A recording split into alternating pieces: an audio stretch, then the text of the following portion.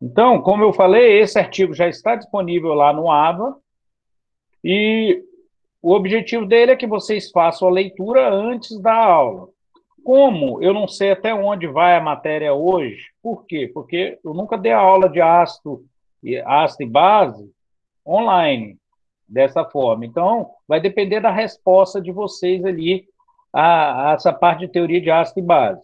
Eu vou marcar no finalzinho da aula para quando que é essa leitura, tá bom? Aí eu deixo já lá no AVA marcado, igual eu fiz com o outro artigo.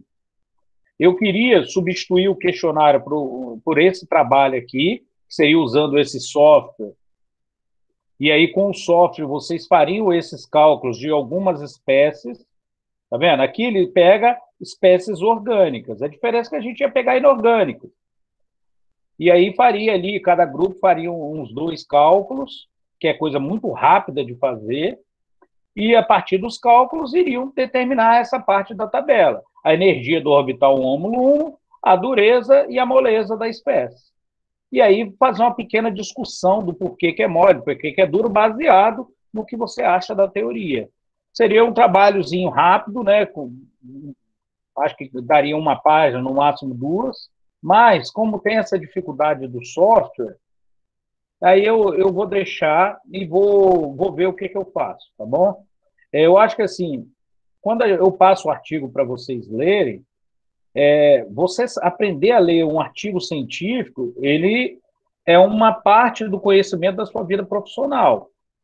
Como eu falei para vocês, a partir do momento que vocês se formarem, vocês não vão ter ninguém para consultar. Na verdade, é o contrário, as pessoas irão consultar vocês sobre o assunto. E nem sempre você vai ter o conhecimento de determinado assunto. E aí, como é que você vai fazer? Você vai fazer da mesma forma que nós, professores e outros profissionais, fazem. Vamos na literatura. E o artigo científico, eu gosto de utilizar o artigo científico, por quê? Porque o artigo científico, para ele ser publicado, ele passa por, no mínimo, dois revisores e pelo editor da revista. Então, os três vão ler, no mínimo. Caso os dois revisores entrem em contradição, vai ter mais um revisor.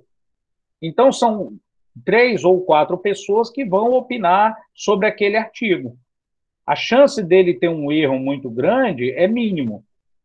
Por isso que eu prefiro artigo científico. Quando você faz, por exemplo, uma dissertação ou uma tese, passa por uma banca? Passa por uma banca. Mas como é um documento muito grande, às vezes com mais de 150 páginas, acaba passando erros, o que em artigo é mais difícil de passar.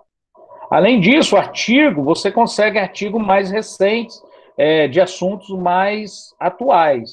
É a melhor fonte que tem para buscar. Com a internet hoje, as bases de dados estão aí, você consegue achar. A maioria das coisas que eu procuro, eu nem vou mais na base de dados, eu vou lá no Google Acadêmico e busco nele. Tá? Então, eu acho que vale a pena vocês acostumarem a ler o artigo. Vocês vão ver que a linguagem desse artigo é diferente do anterior que eu passei. Por quê?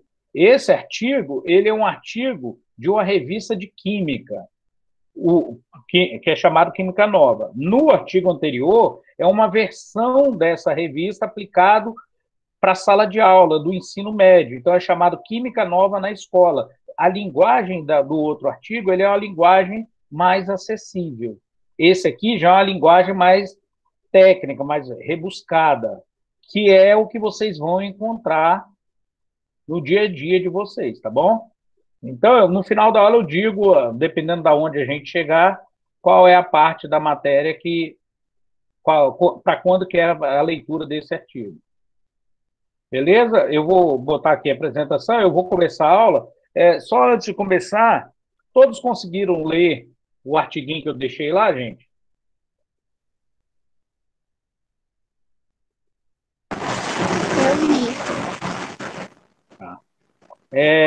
Vocês vão ver que a apresentação que eu estou fazendo, ele vai vir mais coisas que o artigo, tá? Lógico. Eu acabei usando bastante figuras, por quê? Porque vocês não tiveram aula de laboratório, a aula de laboratório faz muita falta aqui para a aula teórica, porque a gente vai falar de algumas coisas e quando você tem a aula de laboratório, você já viu. Então, esse conhecimento lúdico ali que você faz na aula experimental, ele é importantíssimo para o desenvolvimento. Mas eu estou tentando usar imagens para substituir. Bom, então, como eu falei para vocês, a gente vai começar a teoria de ácido e base, tá? Aqui, pelo nosso plano de ensino, era para eu começar na teoria de Bronsted-Lowry, Lewis e a teoria de Pearson. São as três teorias. Só que eu acho muito ruim não falar da parte anterior. Por isso que eu até utilizei o artigo, onde vocês devem ter visto no artigo, quem leu, que ele começa fazendo um levantamento histórico. Eu vou tirar a câmera aqui, só para ver que se a tela da projeção fica maior. Talvez teve gente reclamando que estava muito pequeno lá no vídeo. Aí vocês me dizem, ficou melhor? No celular não fez diferença, não. No computador também não fez diferença, não. Então não faz diferença, não. Então tá bom, vou deixar a câmera aí, qualquer coisa vocês perguntam. Posso tirar. Bom, então, essa introdução histórica, ela é utilizada nos cursos de graduação de licenciatura, numa parte da matéria que é chamada História da Ciência.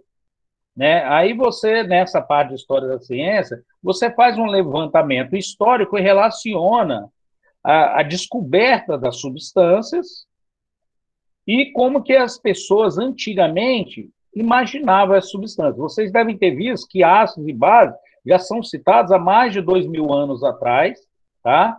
Então, a forma como era citada e o que eles imaginavam ser um ácido ou uma base é que, com o tempo, foi se modificando, até chegar nas teorias atuais, tá? Então, a primeira teoria considerada teoria mesmo, fundamentada, foi a teoria de Arrhenius. Antes disso, tiveram alguns trabalhos importantes, como o trabalho de Lavoisier, mas Lavoisier relacionava os ácidos e as bases com o oxigênio, e não é exatamente assim que funciona. Tiveram o trabalho de Berzelius na parte de eletroquímica, muito importante, mas também não teve a parte completa como a teoria de Arrhenius. Por isso que a gente começa falando da teoria de Arrhenius. Tá? A teoria de Arrhenius, eu peguei essa foto aqui lá na internet, né? Ela é do século XIX, tá? Então, é uma teoria que já estamos aí caminhando aí para quase 300 anos, né? E quase 200 anos, desculpa, quase 200 anos. E essa teoria, ela foi utilizada por esse químico sueco chamado Svante Arrhenius, onde ele conseguiu relacionar duas partes que foi muito avançado para a época. A primeira foi o fato de ele utilizar energia elétrica, tá? Então, a energia elétrica, nesse período, se conhecia, mas ainda não se conhecia as propriedades elétricas e a influência dela totalmente em soluções. E aí ele conseguiu relacionar para ácidos, bases e sais a capacidade dessas substâncias permitir a passagem de corrente elétrica. Ok? E, mais do que relacionar, ele conseguiu montar uma teoria explicando, tá?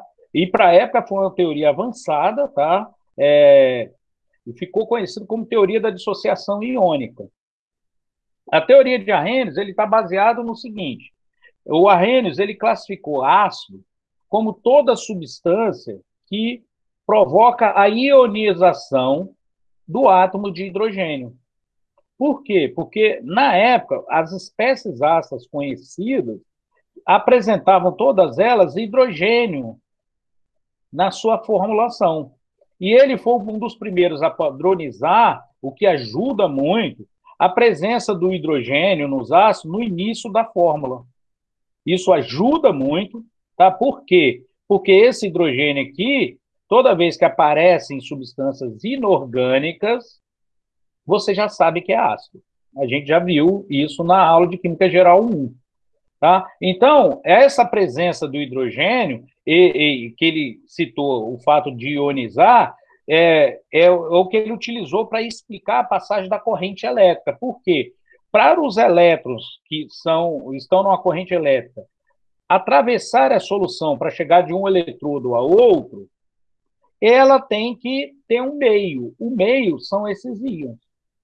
Então, ele postulou que acontecia essa ionização nos ácidos, tá? E essa ionização é que permitia essa passagem de corrente elétrica. Foi muito avançado para a época, tá? Mas é uma teoria que, lógico, atualmente já teve outras teorias mais modernas. Posteriormente, foi feito aqui um acréscimo no H+, onde você, ao invés de mostrar um próton de hidrogênio sozinho, né, um H+, que ele deu o nome de hidrônio, você adicionava a esse hidrogênio a molécula de água. Por quê? Porque aí fica mais fácil de você compreender, porque imagina, quando você pensa no H+, você pensa numa espécie sem elétron, porque ele é um cátion H+, o hidrogênio só tem um elétron. Então, para melhorar essa forma de mostrar a ionização no ácido, passou a adicionar esse H+, na molécula de água. Como a molécula de água tem outros elétrons envolvidos, ficava mais fácil de entender como que perdia esse elétron. Ok? Bom, para a base, ele utilizou o mesmo princípio, só que nesse caso, ele mostrou aqui a formação de uma espécie que é conhecida como hidroxila, tá? Que é o que caracteriza os hidróxidos. Foi daí até que a gente utiliza como definição a presença da hidroxila para os hidróxidos. Isso é verdade? É, mas não para todas as espécies. Por isso que foram necessárias novas teorias. Tá? Então, uma coisa que é importante frisar aqui, ó, é esse termo. Qual a diferença de dissociar para ionizar? Alguém sabe?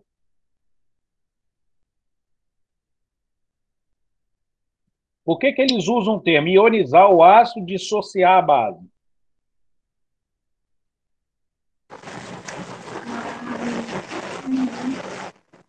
Eu não sei.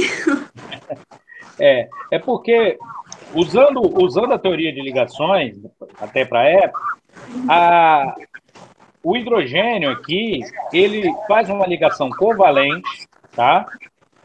Com a espécie que ele está ligado, e por ele fazer essa ligação covalente, para ele virar um cátion H+, ele sofre um processo de ionização, ou seja, ele tem que perder o elétron. Tudo bem? Já na base, a hidroxila, ela já é estável como OH-. Ela já existe assim. Então, o metal que está ligado a essa hidroxila, ela já tende a estar ionizada naturalmente. O que você faz é só dissolver ela. Quando você dissolve, já ocorre esse processo de separação. Então, você dissocia, você só separa pela presença da água. Diferente daqui, que você tem que ionizar. Ok? Essa é a diferença aqui de um termo ou de outro. Na prática, se você falar tudo ionização, a pessoa acaba entendendo. Mas se for utilizar numa resposta, para as bases, você tem que usar o termo dissociação. Ok? Ok.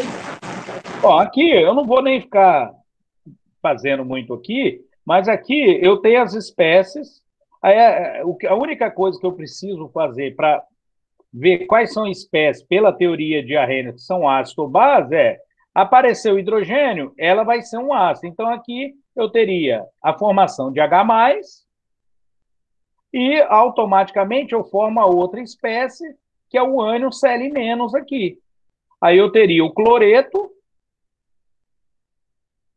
ligado aqui que estaria ligado ao H+, ok? Da mesma forma, na base aqui, eu vou ter a espécie, o primeiro é sempre o cátion, ó, cátion, a gente já viu isso. Regra de inversão aqui, o NOx é +2.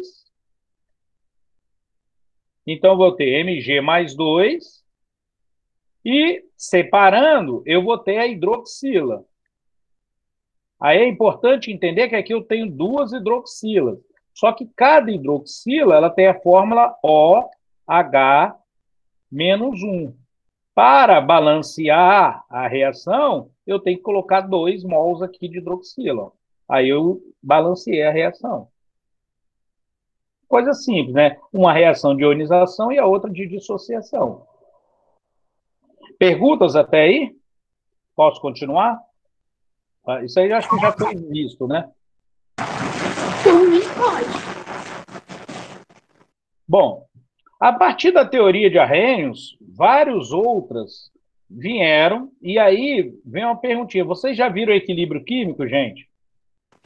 Ainda não. Não viram em Química Geral 2? A gente está em estequiometria ainda. Ainda?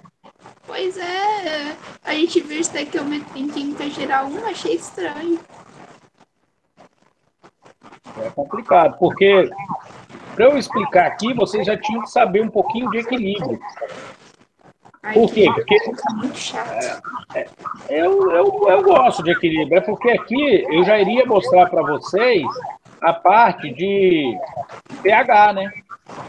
Porque essa teoria do equilíbrio iônico da água é que deu origem àquela escala de pH que a gente conhece. Aí eu nem sei como que eu faço aqui. No caso, professor, eu já vi porque eu cortei muitas matérias e fiz algumas matérias mais à frente, né? Mas eu acho que eles ainda não viram. Não, É porque está atrasado, né? Porque vocês já deviam estar vendo equilíbrio, porque senão não vai dar tempo de concluir. acho, deixa eu ver, equilíbrio químico. Nem sei qual vai ser qual é a matéria. É porque senão eu vou ter que parar para explicar equilíbrio, aí vai demorar muito. Eu vou fazer o seguinte, eu vou mostrar isso aqui, eu vou mostrar a escala de pH sem entrar da onde que ela vem, tá bom? Bom, basicamente, a escala de pH ela está baseada no equilíbrio ácido e base, onde se determina as concentrações e chega que a constante de equilíbrio para a ionização da água é 10 a 14, 10 a menos 14, e automaticamente a concentração, a escala de pH, ela vai ser derivada dessa constante de equilíbrio, onde está relacionada aqui as concentrações de cada espécie. Então, a escala de pH, ela vai variar de 1, na verdade, de 0, né? A gente põe 0, mas não tem o 0, né? A gente vai variar de um valor um pouquinho superior a 0 até 14, tá? E nessa escala de pH, para que serve essa escala de pH? O objetivo dessa escala é mostrar o seguinte, é mostrar quais as espécies que se classificam como ácidas e quais que se classificam como base, não pelo sabor, igual se fazia antigamente, ou seja, os ácidos têm aquele sabor cítrico, ácido, né? Enquanto as bases têm um sabor adstringente, um sabor diferente ali, igual o caju. Aí, o que se faz na escala de pH é você determinar a concentração da espécie que está relacionada ao ácido ou à base, conforme a teoria de Arrhenius. Então, para o ácido, a concentração de H+, que é o hidrogênio que é liberado, ele vai até 7, até valores abaixo de 7. 7 é considerado neutro. Valores abaixo de 7 são considerados ácidos. Valores acima de 7 são considerados básicos. Por quê? Hein? Alguém sabe me explicar por que a base é acima de 7? Sem usar equilíbrio. Porque a concentração de hidrogênio é menor? Porque a concentração de hidrogênio é menor. Tem razão, mas por que ela é menor? Pela teoria de Arrhenius, quem que a base libera em solução? Ah, sim, a base libera hidroxila. Hidroxila. Então, a concentração maior seria de hidroxila, o OH-, enquanto que a de hidrogênio, cuja de H+, ela vai ser menor. Lembrando o seguinte, o valor das concentrações de H+,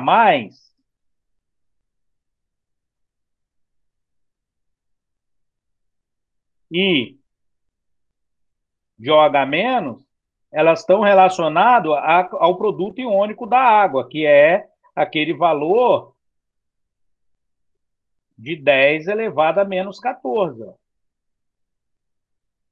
Então, ela está relacionada a essa concentração. Se uma espécie ela é maior, a outra, para compensar aqui, ela vai ter que ser menor e vice-versa.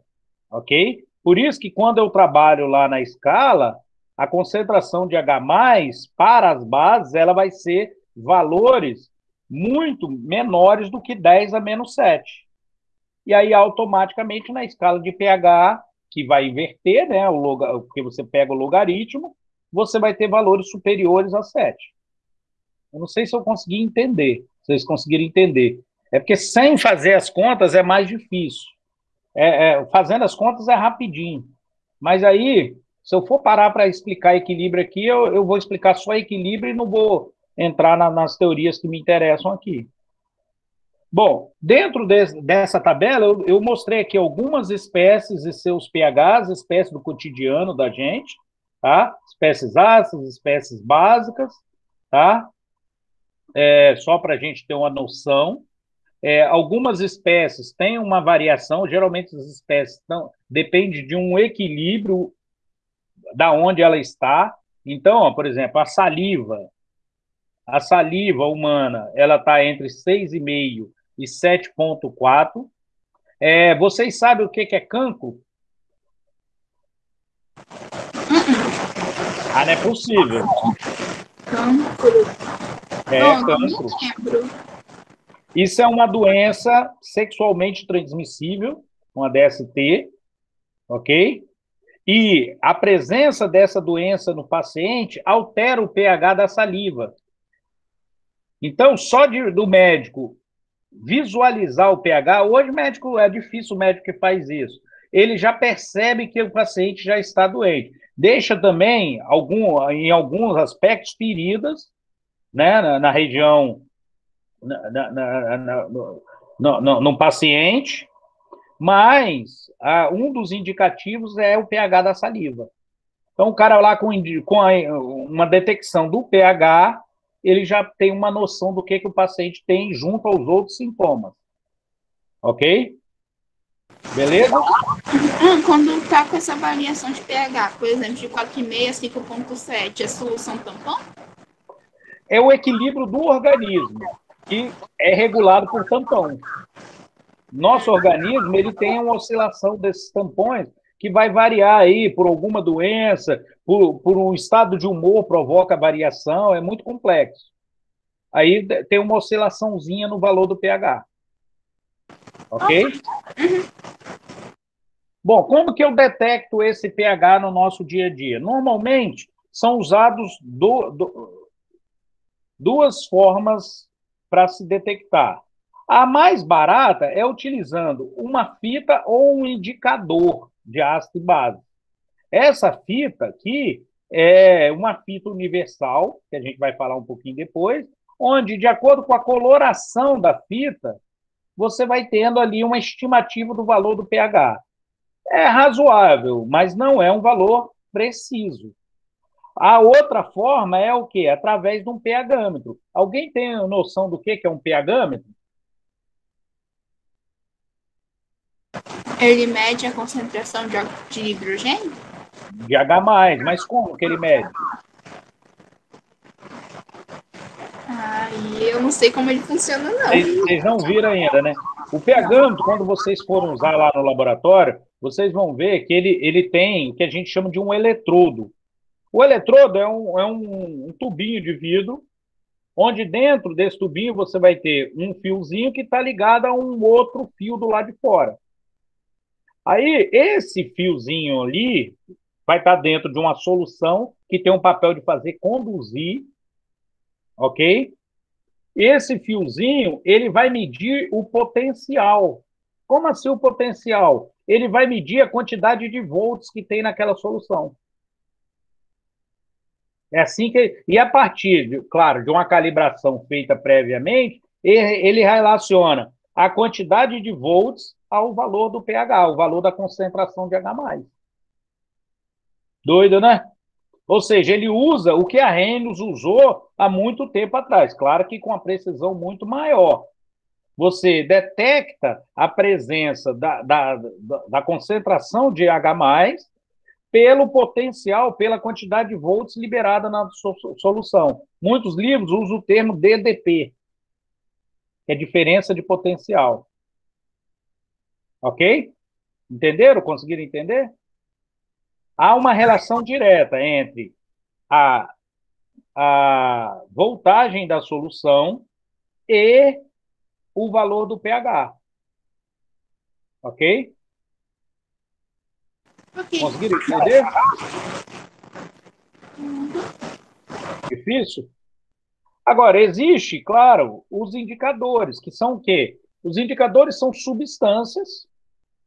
Quais substâncias? Normalmente são substâncias orgânicas, mas tem um ou outro indicador inorgânico. E também substâncias naturais, né, que tem vários compostos. Que, frente à presença de H+, lá, ou de OH-, ela vai mudar de cor. Então, quando eu tenho mais de uma espécie, ela tem uma cor. Quando eu tenho mais de outra espécie, ela vai ter outra cor. Ok? Esses indicadores, é lógico, eles vão ser divididos em ácidos e básicos, e vocês vão usar alguns. Por exemplo, para começar, é um papel parecido com aquele inicial que eu mostrei, só que esse aqui são papéis de duas cores, azul e vermelho. Isso aqui tem no laboratório lá de química. Você pega o papel e mergulha na solução. Então, quando você mergulha esse papel na solução, ele vai te indicar a presença de ácido ou básico pela mudança de cor do papel. Por quê? Porque nesse papel você tem a presença de uma substância lá que muda de cor.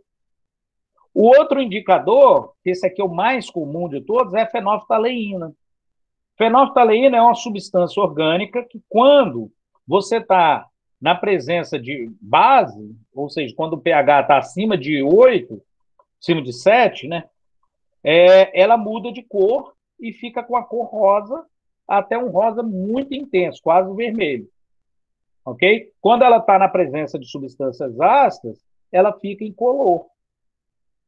Isso ocorre por quê? A fenolftaleína tem essa estrutura aqui, ó. Esses 3 anéis benzênicos e um ciclo aqui, que seria uma carboxila fechada. Tá vendo aqui, ó? Quando ela está em meio básico, o que acontece? Essa carboxila aqui, esse carbono, quebra a ligação, tá vendo? Aqui continua tendo um carbonozinho aqui, tá, gente?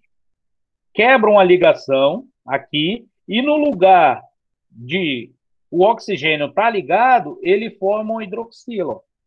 Essa mudança aqui provoca a mudança de cor da espécie. Conseguiram entender?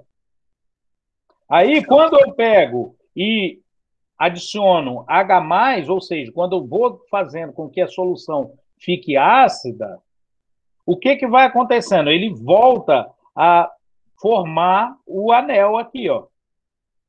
Ele perde o hidrogênio e forma o anel. Ok? E aí ela fica incolor.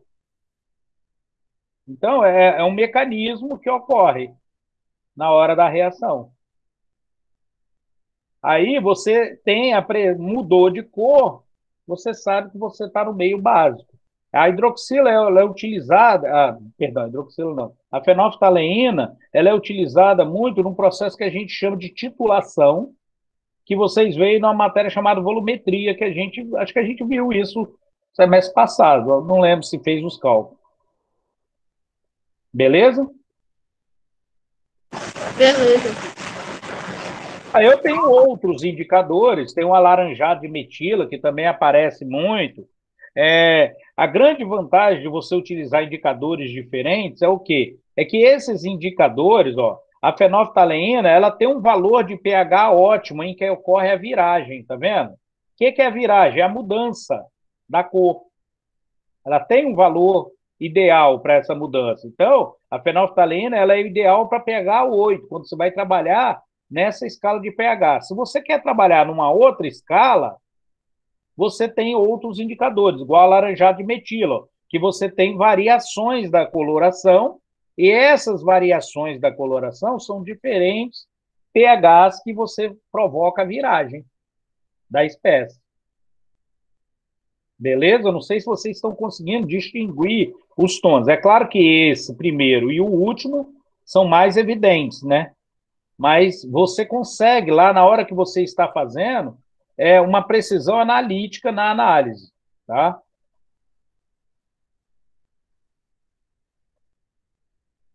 O azul de bromotimol é quando você quer trabalhar, por exemplo, com a solução na faixa de pH 7, ou seja, na próxima ali ao neutro, ele é o mais indicado. Por quê? Porque ele sai do amarelo para o azul. Só que na viragem dele, uma viragem que é muito boa, por sinal, ele vai ficando verde, ali no pH neutro, ali para neutro. E aí você consegue detectar essa mudança. Então, por exemplo, eles usam muito esse azul de bromotimol para aquelas soluçõezinhas de aquário. Eu não sei quem tem aquário em casa, eu sei porque eu tenho aqui, eles utilizam o azul de bromotimol. Por quê? Porque normalmente você num aquário, você tem que manter a água o mais próximo do habitat dos peixes. Então, os peixes de aquário, normalmente eles trabalham num pH ali entre 6,5 e 7,2, 7,3. É a faixa que eles vivem, a maioria. Tem uma exceção, alguns peixes da Amazônia, que trabalham em pH ácido. Alguns sobrevivem em pH 5, 5,5. Mas aí são criações bem específicas, né? Mas, normalmente, quando você trabalha com aquário, você trabalha na faixa ali entre 6 e pouco, 7, uns quebradinhos. E aí você utiliza, ele vende o agotipo, senão é caro pra caramba, tá? Por que eu acho caro? Porque você compra esses indicadores na faixa por 250 gramas, 150 gramas, isso dura muito, porque é uma solução bem diluída. E aí eles preparam lá, só que eles têm o trabalho de fazer um vidrinho bonitinho, fazer uma escalinha de modo que qualquer um entenda, né? Não, fica fácil de trabalhar, beleza? Bom, existe um grupo de substâncias, eu falo grupo de substâncias por quê? Porque são substâncias que sofrem variações na estrutura, que são chamadas antocianinas. São várias substâncias, elas estão presentes em vários tipos de frutas, flores, folhas, de modo geral. E essas substâncias, elas sofrem também uma mudança de pH drástico. A espécie que, assim, tem uma variação maior é o que a gente chama de repolho roxo. É utilizado aí como indicador, por quê? Porque você sofre uma variação muito grande do pH, e ele muda, ele sai dessa cor roxa para uma cor vermelha no meio ácido, ou uma cor verde para azulada no meio básico. Mas aí ele tem uma variação bem razoável de cores, tem a jabuticaba, as uvas, o morango, e uma florzinha que é muito legal, que sofre variação, é aquelas hortênsias. É hortênsia? Aquela que vende baratinha? Não, desculpa, violetas. Violetas. As violetinhas, elas sofrem uma variação muito grande da presença do pH, e você consegue que a violeta mude de cor na floração dela, simplesmente mudando o pH do solo. Ou seja, se você pegar e pingar uma substância ácida no solo, claro que tem que ter cuidado, porque senão você mata a planta, tem que ser uma quantidade bem pequena. Você consegue que durante a floração mude a cor das flores. É assim que as pessoas vão vendendo cores diferentes dessas espécies. O papel tornassol universal foi aquele que eu mostrei no início, né? Ele vem aqui uma variação de coloração. Normalmente a gente mede dessa forma aqui, ó. Eu não sei se vocês já viram. Eu tenho lá, de um lado da caixinha, uma escala que vai de 14 a 7, do outro lado, de 7 a 1. E aí você tem uma combinação de cores que com essa combinação de cores você vai estimando o valor do pH. Ok? Nesse caso aqui, ó, se vocês observarem, a escala estaria ali para um pH 7 ou abaixo de 7. Teria que ver exatamente ali, porque ó, ele estaria ali numa escala variável ali. Beleza? Perguntas? Não. Bom, o problema é que a teoria de Arrhenius, ela é uma teoria que funciona bem, é a teoria que é mais abordada no ensino médio, tá? Só que ela tem limitação. Como assim limitação? Ó, um dos casos que ela não consegue explicar é, por exemplo, o caso da amônia. A amônia, quando você tem em solução, vocês compram amônia lá para descolorir cabelo, acho que é para descolorir cabelo, né? Na farmácia, aquela amônia vendida, na verdade, ela está em solução diluída em água, e por ela estar diluída em água, ela tem essa composição aqui, ó. Esse aqui, quando ele está no sistema fechado, a gente representa por essa formulação aqui, e é chamado hidróxido de amônio. Quando ele está em sistema aberto, ele já sofre a sua dissociação automática, tá? E há um equilíbrio entre essas duas partes aqui, ou seja, o que eu estou falando? Essa reação, ela tanto vai num sentido quanto vai no outro. E, nesse caso, fica difícil, usando a teoria de Arrhenius, você detectar, a partir da amônia aqui, qual é a espécie que é a amônia, se ela é um ácido ou é uma base. Por quê? Se você observar aqui na formulação da amônia, ela não tem hidroxila. Ela tem hidrogênio, tá vendo? O hidrogênio não está no início da forma, mas não, ela tem hidrogênio. E assim como a amônia, tem diversas outras substâncias. Ó. Tem o Al2O3,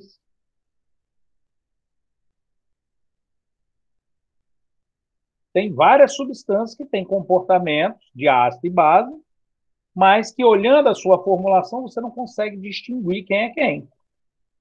Tudo bem? Baseado nisso, o que foi necessário? Uma nova teoria para poder entender esses sistemas, onde a teoria de Arrhenius não conseguia explicar. Beleza?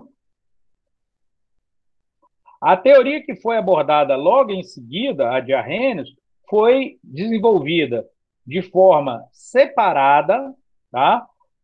Por dois químicos, um chamado Lowry, Thomas Lowry, e o outro chamado Johann Bronsted. Esses dois químicos, eles desenvolveram a teoria deles é muito parecida, tá? Essas fotos eu peguei lá no Wikipédia. É muito parecida a teoria deles, e por isso, normalmente se escreve o nome dos dois juntos, para dar aos dois o crédito da teoria, porque eles lançaram praticamente na mesma época e estudaram separadamente. Beleza? Como que funciona a teoria de Bronsted e Lowry? Nessa teoria, olha só, você não precisa mais olhar a espécie, se ela vai aparecer hidrogênio ou não. Você não precisa.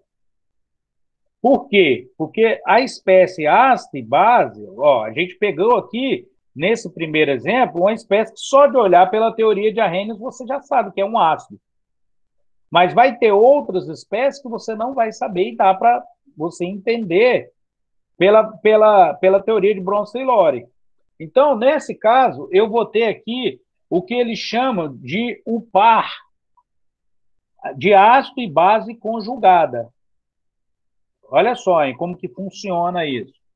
Então, nessa reação aqui, o ácido cianídrico, que seria o HCN, ele vai doar um próton para a água, ok?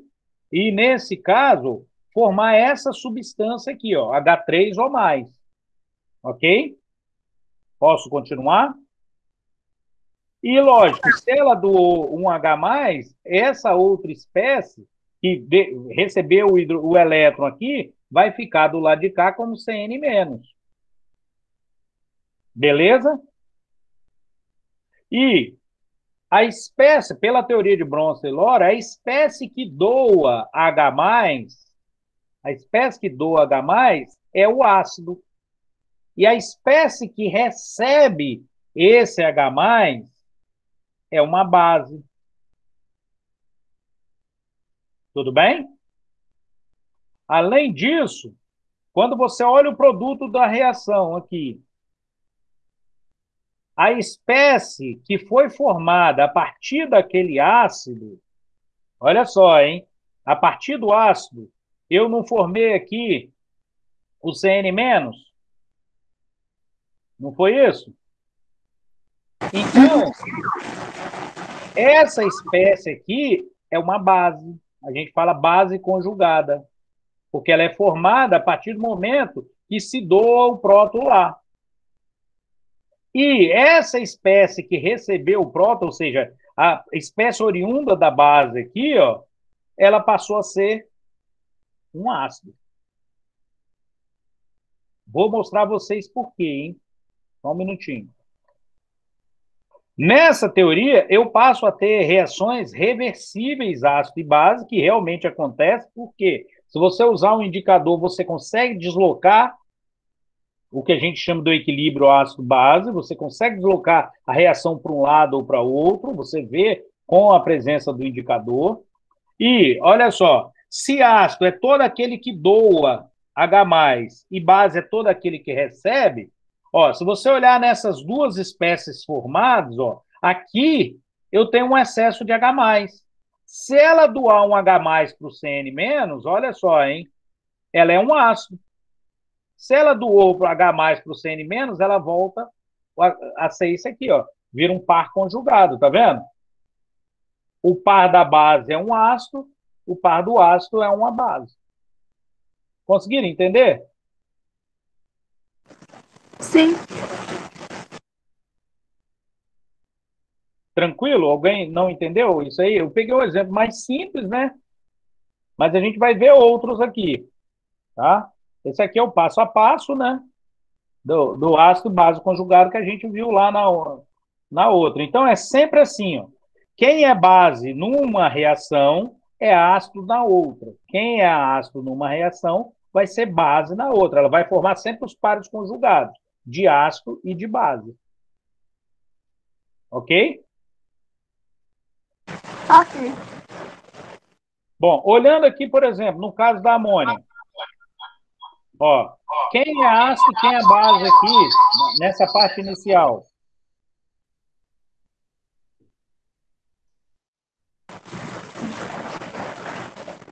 A base é o NH3, porque ela recebeu o elétron.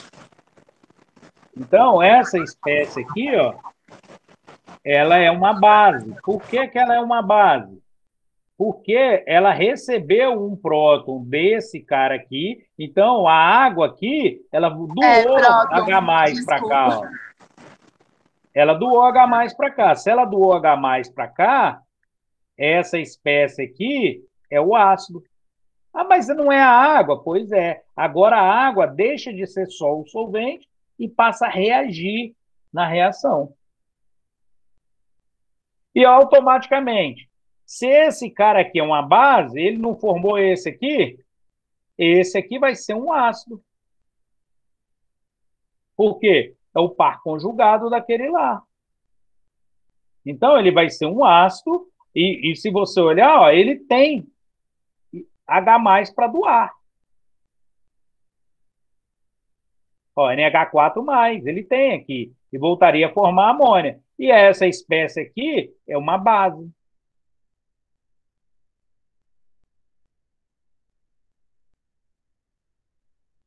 Se você fosse usar a teoria de Arrhenius aqui, nesse caso, a amônia, pela teoria de Arrhenius, deveria ser o ácido, porque é ela que tem o hidrogênio. A água é só o solvente, pela teoria de Arrhenius. Ela é o meio para ionizar a espécie. Entenderam? Então, a teoria de Arrhenius aqui, nesse caso, não funcionaria. Mas a vantagem dessa teoria é que se você pegar ela aqui para uma espécie tipo HCl, ó, o HCl vai reagir com a água e vai formar qual produto, gente?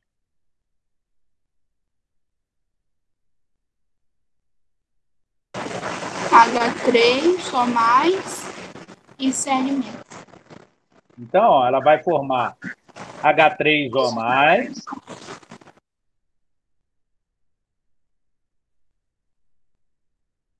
e um cloreto, Cl-. Ó, nesse caso, usando a teoria de Bronce-Lore, ó, essa espécie aqui ela vai doar um H+ para cá. Se ela vai doar um H+, ela é um doador de prótons, ou doador de H+. Então, essa espécie é o ácido, assim como a teoria de Arrhenius. Na teoria de Arrhenius também é. Essa espécie não recebeu o H+, então ela é uma base. E aí, aqui, quando ela doou para cá, ela formou H3O+. Ó. Então, essa espécie aqui, agora ela é um ácido, porque lembra, é o par conjugado. O produto vai ser sempre o inverso. E o Cl que se originou desse ácido aqui vai ser uma base.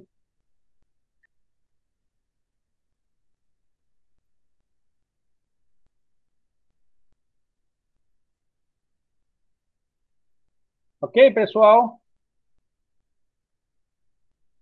Perguntas? Alguma dúvida até aí? Então, nesse caso, o mais importante é você entender que a água participa da reação, o que na teoria de Arrhenius ela não participava. Por isso que não dá certo para algumas substâncias a teoria de Arrhenius. Todas que tiverem H+ no início da fórmula, vai dar certo lá na teoria de Arrhenius, mas nem todas que não tiver vai dar certo. Aí você tem que saber qual teoria aplicar. A teoria de Arrhenius ela é muito boa, só que ela ficou ultrapassada. Alguma pergunta?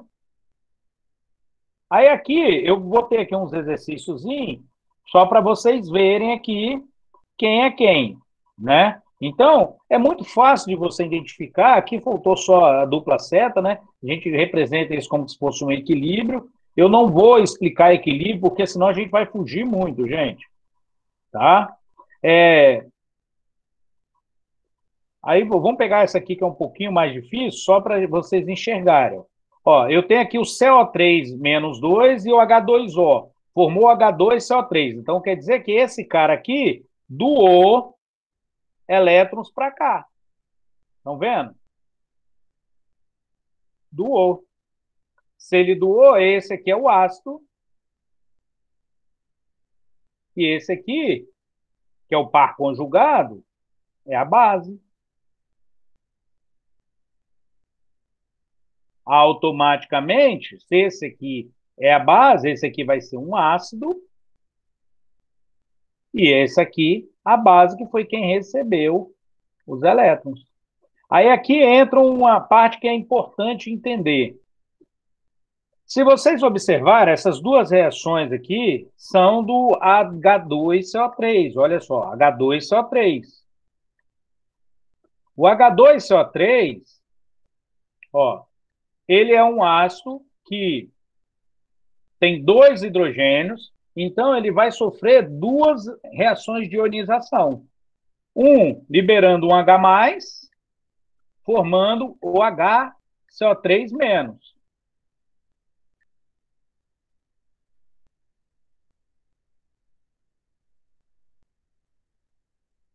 E o outro é esse HCO3-,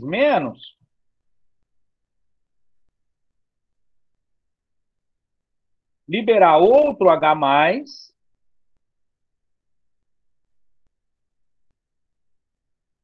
e formar o CO3-2. Tá vendo? São duas reações. Se você olhar, é o inverso dessa aqui. A diferença aqui é que eu adicionei molécula de água para mostrar ali o produto da reação. Tudo bem? Aí vocês conseguem enxergar nessa reação quem é ácido, quem é base?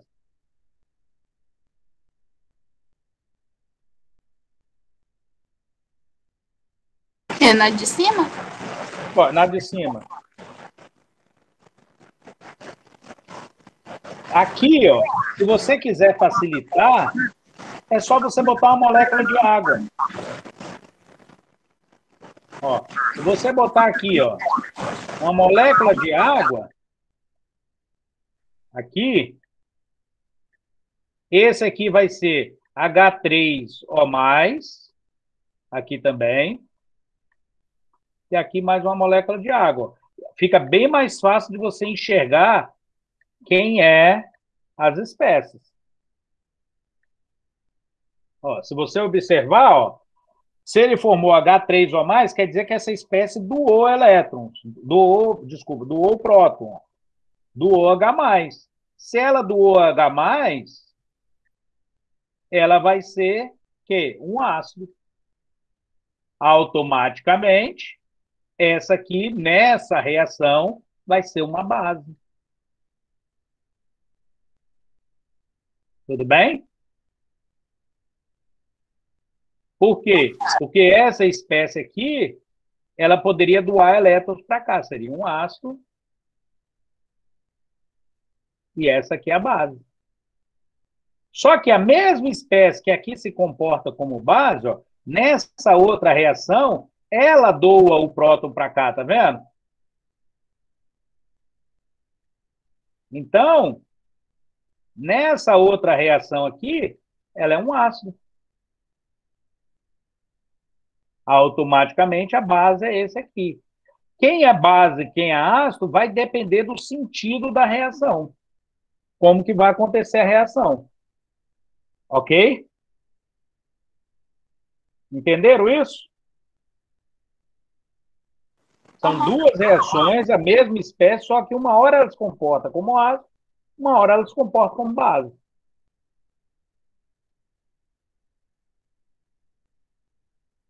Posso continuar? Pode.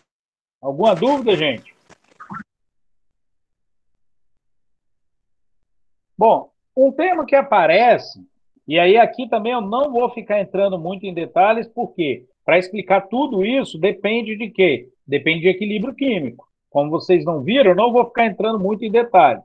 Eu só vou explicar porque na hora que a gente vê lá a matéria, acaba aparecendo esses termos.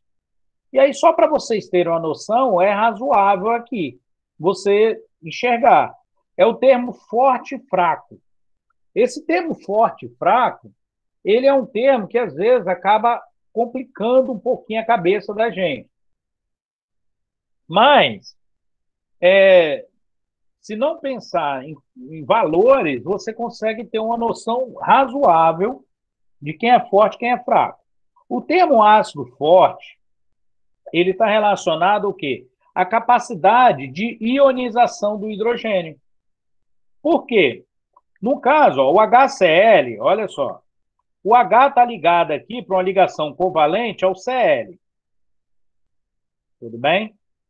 Esse Cl, ele é da família 17, do grupo 17, antiga 7A. Então, ele é uma espécie muito mais eletronegativa do que o hidrogênio. Tudo bem? E essa ligação, se a gente fosse levar o pé da letra, por essa outra espécie ser mais eletronegativa, eu vou botar de outra cor aqui. Esse par de elétrons, ele estaria mais deslocado para a eletrosfera do Cl do que do hidrogênio. Tudo bem até aí? Uhum. Nesse caso, o que vai acontecer? Quando eu for ionizar, olha só, hein? Nessa reação, o que, que vai acontecer? O par de elétrons ele já está mais deslocado para o Cl. Então, eu formaria o H+, e o Cl- pela teoria de Arrhenius. Ou,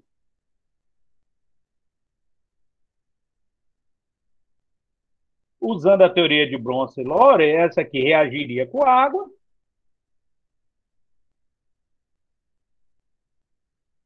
formando o H3O+,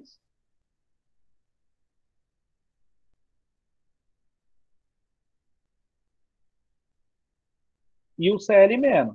Tudo bem? Nesse caso, o que, que acontece? A força do ácido é justamente a capacidade dessa espécie liberar esse hidrogênio como H+. Quanto mais hidrogênio é liberado na forma de H+, mais forte é o ácido. Tudo bem? Entenderam isso?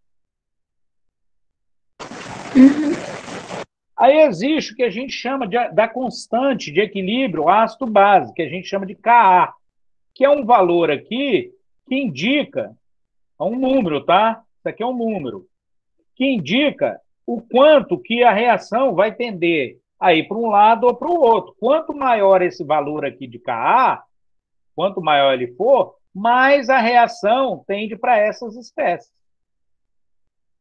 Ok? Então, o que, que acontece? Quando esse valor de Ka é muito grande, o ácido ele vai ser um ácido forte. Por quê? Porque essas espécies vão tender a existir e essa espécie ligada, não.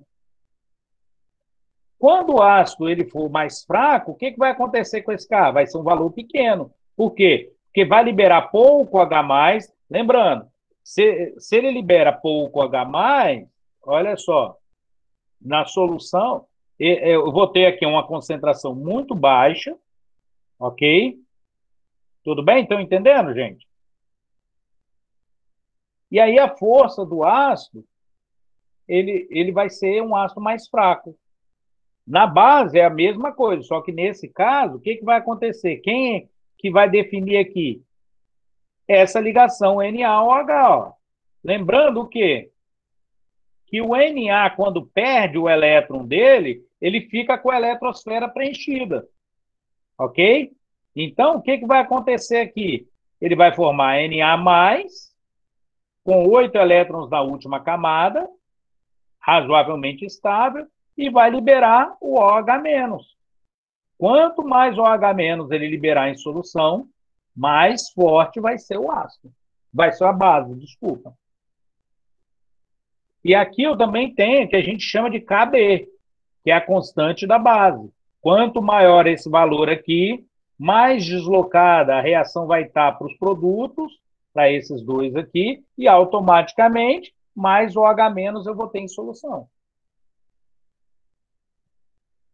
Tudo bem? Difícil é para a gente ver quando é um ácido fraco e uma base fraca.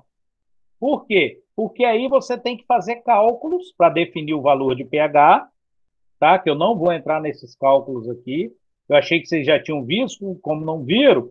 Então, mas um indicativo é o quê? A constante do ácido. Nesse caso, a constante do ácido ela vai ser pequena. E detalhe, olha só, a força do ácido é sempre comparativo. Porque, às vezes, um ácido que é muito forte perante ao outro, ele é fraco em relação a um outro ácido mais forte ainda. Tá? Ácidos que são fortes, mais utilizados, são quem? O H2SO4, o HCl,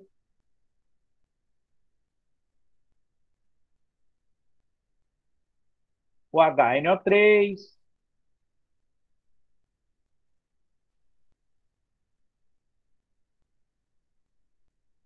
Esses são ácidos já fracos. Um detalhe, o primeiro hidrogênio do H2SO4, que é um ácido muito forte. O segundo já não é tão forte assim. Porque o segundo, na hora de ionizar, ele já não libera tanto. Mesma coisa com as bases, tá vendo? A amônia ali, ó, tá com um exemplo. Perguntas, meninos? Dúvidas? No momento nenhum. Eu. E o restante da turma? Nada? Então, vamos lá. Dani disse que não. Eu vou só começar a teoria de ácido e base de Lewis, mas não vou terminar, não. Eu vou começar ela só para vocês terem uma noção da diferença e vou deixar para dar aula que vem, por quê? Porque a gente já vai falar a teoria de Pearson junto, tá? Essa teoria de ácido e base de Lewis, ela é uma teoria mais completa, tá? Assim, depois dessa aqui, se eu não me engano, tem mais 8 teorias. Mas ela é uma das teorias mais completas e utilizadas atualmente. Nesse caso, você vai esquecer a presença de hidrogênio e hidroxila. Então, automaticamente, você vai ver o quê? Que ela vai servir para praticamente todas as substâncias. Não vai depender de ter hidrogênio e hidroxila, porque existe várias substâncias que não têm hidrogênio, não têm hidroxila, e se comporta como ácido e base. Nesse caso, você vai ter aqui as espécies que vão ser doadoras de um par de elétrons ou aceptoras ou receptoras desse par de elétrons. Quando a espécie receber o par de elétrons, ela é chamada de ácido. Para ela receber o par de elétrons, o que ela precisa ter? Se você usar a teoria da ligação de valência, ela precisa ter um orbital vazio para receber esse par de elétrons. Porque esse par de elétrons viria como uma ligação dativa. Estão entendendo, gente? Já a espécie que tem a capacidade de doar o par de elétrons, que a gente vai chamar de base, ela tem que ter um par de elétrons isolado lá na ligação. Ou seja, um par de elétrons que não for utilizado na ligação. Se ela não tiver esse par de elétrons livre, como é que ela vai ligar? Estão entendendo? Então, nesse caso, eu vou ter as espécies ácidas e as espécies básicas relacionadas também. Só que uma vai ser doadora e outra vai ser recebedora daquele par de elétrons. E aí as reações elas se tornam mais complexas, mas fica fácil de entender. Por exemplo, essa aqui é uma espécie que não é comum formar, que é produto de uma reação ácido-base. Detalhe, um ácido com a base não forma um sal mais água? Aqui continua sendo do mesmo jeito. Sendo que, nesse caso, ó, o BF3, se você pegar lá a estrutura do BF3, eu vou ter aqui essa estrutura aqui, trigonal plana, ok? Ela vai se ligar ao NH3. O NH3, ó, se você olhar na geometria dela, ela tem essa geometria aqui, ó, ela é oriunda do tetraedro, ó. Sendo que no lugar desse orbital aqui para formar o tetraedro, ele tem um orbital, tem 2 elétrons ocupando o orbital aqui, ó. Ok? Tudo bem? Essa espécie aqui, ela vai se ligar ao orbital vazio do boro, que é um orbital P. Se liga aqui, formando esse sal aqui. A espécie que recebeu o par de elétrons é chamada ácido. A espécie que doou o par de elétrons é chamada base. E a vantagem dessa aqui é que você não precisa mais de ver hidroxila, não precisa de ver mais nada. Você simplesmente monta a ligação. E a outra vantagem é que ela serve também para todos os compostos da teoria de Arrhenius e Bronsted-Lowry. Ok? Então, ela é uma teoria que agregou e a gente vai usar isso aí para quê? Para explicar a formação dos complexos. Então, ó, se eu usasse aqui essa teoria para o HCl, ó, o HCl reagindo com a molécula de água, você vai ver que ela forma hidroxônio, que é esse H3O+, aqui, ok? E pela teoria de Bronze-Telório, o que acontece? O hidrogênio aqui, ó, ele vai se ligar aqui ao H3O+, não é isso? Ou seja, o HCl seria um doador de prótons. É um ácido doador de prótons, correto? Hein, gente? Estão entendendo o que eu estou falando? Ó, pela teoria de Bronze-Taylor, esse HCl ele seria ácido porque ele está doando o H+, não é isso? Formando H3O+. Ó. Seria, foi o que a gente viu lá, ó, HCl mais água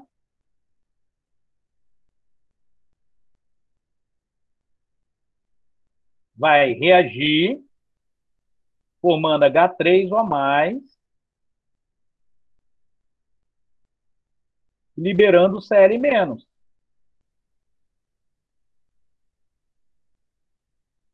Tudo bem? Então, ó, esse cara vai reagir doando H+ para cá, pela teoria de Bronze-Taylor. Então, ele é um ácido por causa disso. E aqui uma base. Aí, automaticamente, esse aqui forma um ácido e a outra espécie uma base. Essa aqui é a teoria de Bronsted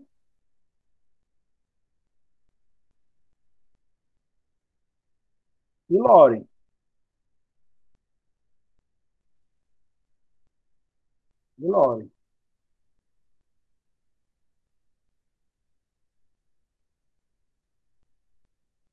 Bom, na teoria de Lewis, eu vou ter uma espécie que doa e outra que recebe o elétron, correto? Nesse caso, o que vai acontecer? Aqui eu já não tenho uma espécie ácida parcialmente ionizada, esse H+, por ele ser menos eletronegativo que o Cl, ele já não tinha uma carga parcial positiva? Ele é atraído pelo par de elétrons aqui do oxigênio da água. Ó. Então, esse oxigênio aqui, ele vai se ligar ao H+, que não tinha elétron.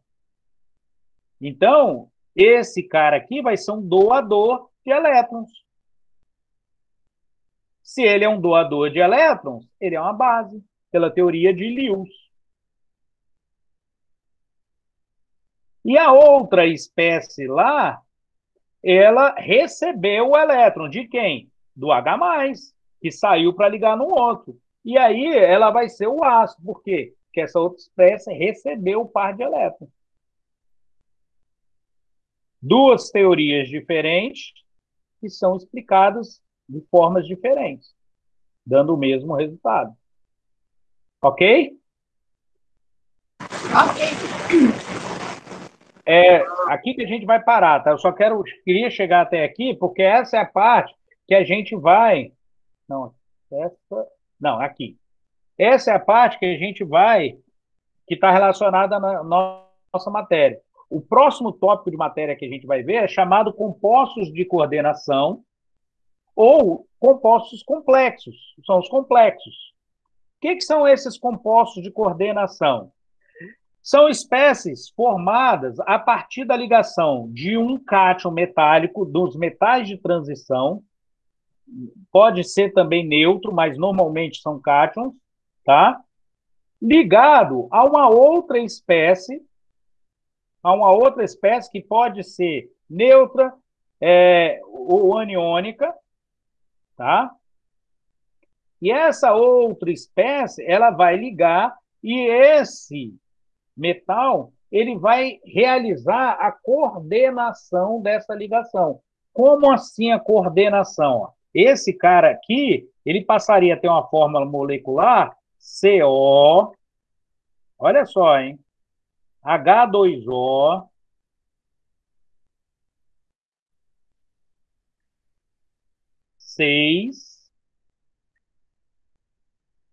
mais 2. E aí ele passa a ser um composto estável, isso aqui é estável, tá? E você comprova a existência dessa espécie. É muito comum em sistemas biológicos, ele mostra várias reações nos sistemas biológicos acontecendo dessa forma. Por exemplo, o ferro que tem nas nossas hemácias faz uma ligação com o oxigênio, tá? E essa ligação formando um complexo, é que possibilita o oxigênio chegar pela corrente sanguínea até o pulmão. E essa espécie formada aqui, ó, você só explica essa reação pensando num par ácido-base. Por quê? Se você pensar, ó, esse cobalto 2+, ele é uma espécie que ele está pronto para receber um elétron, é até um cátion, tá? Então ele já está pronto para receber elétron, ele tem espaço nos seus orbitais, enquanto que a água tem pares de elétrons livres aqui que ela pode ligar. Esse par de elétrons, ele vai vir aqui e se ligar ao orbital do cobalto. Então, essa espécie aqui é uma doadora de elétrons, então ela é uma base. E o cobalto que está recebendo esse elétron, formando a ligação dativa, covalente com a outra espécie dativa, a gente vai falar que ele é um aceptor de elétrons, um recebedor de elétrons. Então, ele é um ácido. A reação ácido-base dando origem a um composto de coordenação. Esse nome, composto de coordenação, ele tem origem aqui ao fato de a espécie metálica coordenar, ou seja, orientar a geometria das outras espécies que estão ligando. Difícil isso?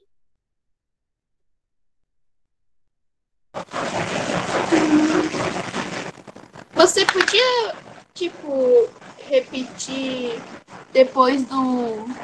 Cadê? COH2O6 mais 2? Posso sim, peraí. Deixa eu só... o que é isso aqui? Deixa eu só apagar aqui para ficar mais fácil de você ver, porque às vezes é muito risco aqui, você acaba não vendo. Olha só. Você entendeu que esse cobalto aqui, ó, se você pegar a distribuição do cobalto, ele vai terminar... eu não lembro de cor. Se eu não me engano, ele vai terminar em 3D... eu não lembro. Eu acho que é 3D6. Ou seja, mas o que importa você entender é que ele tem um orbital D, ok? Com bastante espaço aqui para receber o elétron. 1, 2, 3, 4, 5. Que é esse orbital 3D ali, tudo bem? Então, ele tem caixinhas que possibilitam a entrada do elétron. Beleza? Beleza. Aí, a água, ela vem e doa um par de elétrons para cá, ou seja, ela faz uma ligação covalente. Tudo bem? Uhum. E como todas as caixinhas ali, olha só, ela vai me montar ali, ela vai... Quando eu faço essa ligação, ela vai entrar e se ligar nas caixinhas. A forma como isso vai acontecer, eu vou explicar para vocês depois, doando pares de elétrons ao cobalto. Tudo bem? Ou seja, cada ligação dessa aqui é um par de elétrons que ele se ligou doando, a água doando. Ok? Ok. Então, o que acontece? A partir do momento que ele faz essas doações, ele monta ligações, gerando um composto estável, e esse cobalto que vai definir a geometria desse novo produto. Essa definição da geometria fala que ele coordenou a geometria, é o termo usado. Por isso que essas espécies, que podem ser isoladas, inclusive, você pode isolar essas espécies complexas na forma sólida, tá? Porque ela é estável, elas são chamadas de compostos de coordenação. E, no caso aqui, ó, eu tenho 1, 2, 3, 4, 5, 6.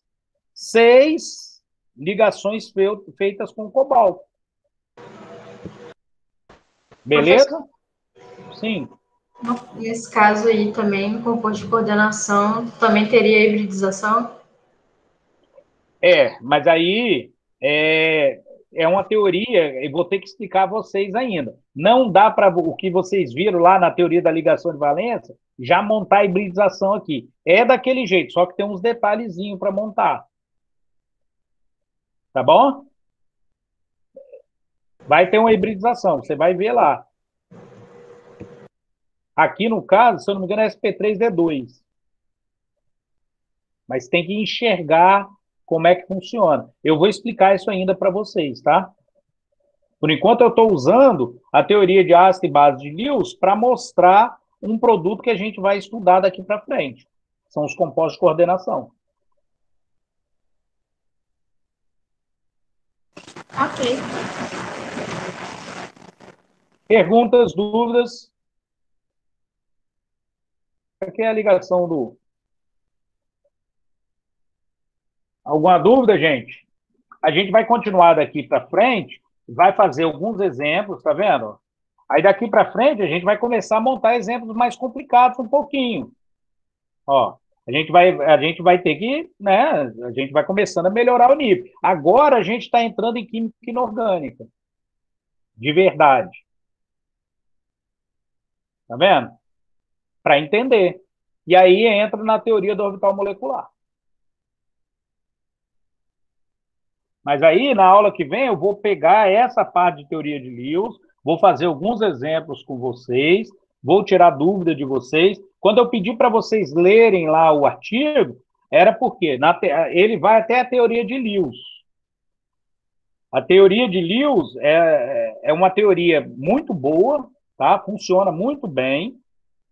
E aí, a partir dali, a gente vai ver uma nova teoria, que é uma teoria mais recente, tá? Que essa teoria vai dar origem a alguns conceitos novos que vocês vão ver ali. Que é a teoria de Pearson. Alguma dúvida, meninos? Rapaz, hoje eu dei aula, hein? 1h30 já. Matei vocês. Não tem nenhuma dúvida, não. Eu vou pedir a vocês o seguinte, olha só, dentro do possível, eu queria ver o seguinte, eu queria que vocês lessem aquele artigo que está lá, de ácido e base pela teoria de Pearson, que a gente vai abordar na próxima aula. Ok. Tá? Vocês vão ver assim, a parte que eu quero mais que vocês leiam é a parte da introdução. Seria legal vocês entenderem de onde vêm os cálculos, tal, mas infelizmente a gente não tem esse programa no IFES que pudesse usar com vocês. Eu já pedi para comprar, mas aí eles não acham que tem recurso disponível para comprar. Tem que esperar ver que se aparece algum dinheiro de projeto, que aí compra com o dinheiro de projeto. Mas até que apareça esse dinheiro, a gente vai trabalhando com o que tem. Por quê? Porque na teoria do orbital molecular, para você entender mesmo a teoria de Pearson, você tem que fazer cálculo. A gente vai fazer alguns cálculos aqui manuais mais simples, mas vai ficar faltando, da onde que veio isso, da onde que veio aquilo. Eu vou falar, não, foi calculado. Tá bom? Mas aí a gente vai começar na teoria de Lewis na próxima aula. Se vocês puderem, dê uma revisada, porque essa teoria, até a teoria de Lewis, gente, vocês vão utilizar em todas as matérias. Não tem nenhuma matéria que vocês não usem isso aqui. Tá? Então tem que saber. Não é possível você sair de um curso de Química sem saber essas teorias. A teoria de Pearson já é mais específico, só usa em teoria para inorgânica. Muito raro usar em orgânica. Eu vi aquele atriguinho, mas é muito raro. Ok? Se não tem mais dúvidas, eu vou parar por aqui. Para não cansá-los mais do que eu já cansei. Beleza? Beleza. Eu vou ver, amanhã deve dar para colocar esse... Eu não estou mais editando, né? Como eu já falei. Então amanhã eu já vou colocar isso aqui lá para vocês, tá bom? Brenda perguntou sobre pôr os slides no Ava. Não sei se foi a Daniela, a Júlia, tá todo mundo me pedindo. Eu vou ver lá os slides que eu tenho, tem que converter para PDF, porque lá no AVA, o slide tem limite de tamanho. Aí eu tenho que converter para PDF para poder dar lá. E vou botar lá, tá bom? Ok, obrigada. Nada. Acho que a Júlia me pediu, o Patrício também já me pediu. Eu vou converter esses troços e vou colocar lá, tá bom? Uhum. Beleza, então, gente. Bom final de semana. Ó, aí vamos fazer assim. O que vocês preferem semana que vem? Ter a segunda-feira para ler o artigo, eu dou aula na terça, ou eu dou aula na terça e vocês leem o artigo aí no horário livre? Peraí, não seria dar aula na segunda e a gente Aí, não, aí eu daria aula segunda e terça, né? Porque tem que tirar dúvida de vocês, né? Ah, por mim tanto faz.